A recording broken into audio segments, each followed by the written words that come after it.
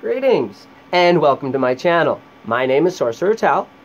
The Sorcerer's Guild was founded with the intention of creating a space to foster a dialogue between equals where we can discuss the inner workings of spellcraft, while at the same time providing the beginning spellcaster with the necessary framework and practical knowledge to cast successful spells. At the same time, neither my videos or the guild itself is designed to take you down any one particular magical path. Rather, it is designed to facilitate a deeper understanding of magical awareness within each individual sorcerer so that they may come to a personal understanding of spirituality and the nature of magic. Now, what is the nature of magic?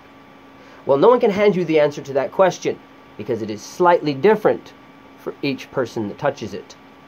Magic behaves like a multifaceted mirror that can change its angle depending on whose reflection it's casting.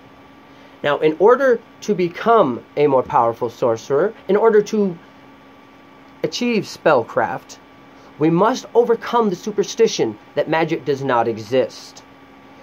It is belief imparts reality, is one of the first laws of sorcery. It is the law of perceptions. And it is literally the power of faith that allows us to create the flows of information that is a spell.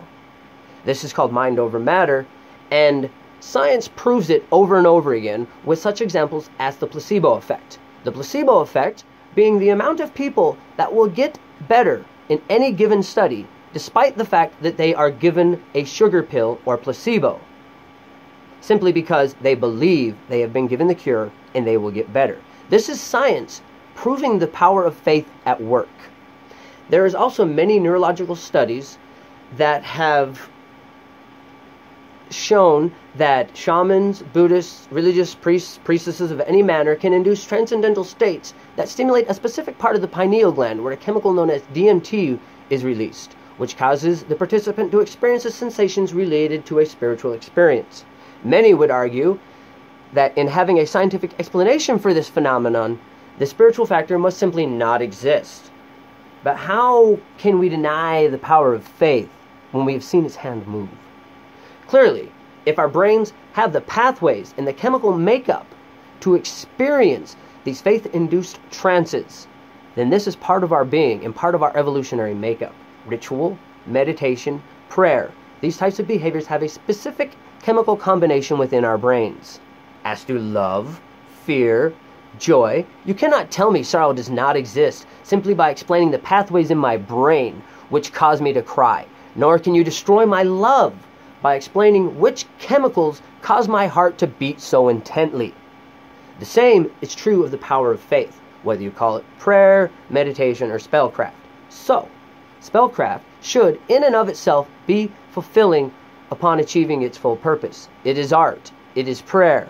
Spellcraft, above all else, is access to and expression of one's own individual spiritual nature. That is why spellcraft must be a work of art. You need to put your soul into its casting. Be sure to subscribe to my channel, Sorcerer Tal.